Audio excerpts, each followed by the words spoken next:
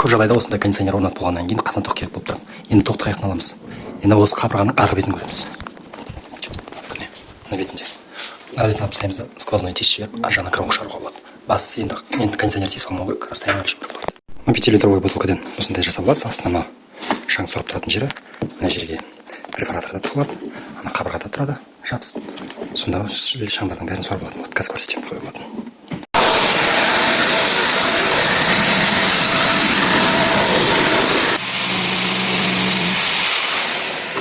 Не тесіп болдық.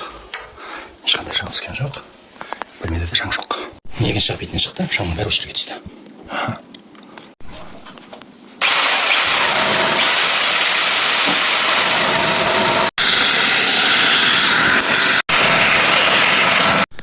Міне осылай жасап болдық. Төменгі розетка болса да, жоғарғы розетка болса да, сквозной тесіп ар жағынан шығаруға болады. Ол бір. Екіншіден, осындай баклажка арқылы пылесоспен шаңды сорып, бөлмені тап-таза қылып жасауға болады жұмысты. Бәріне сәттілік.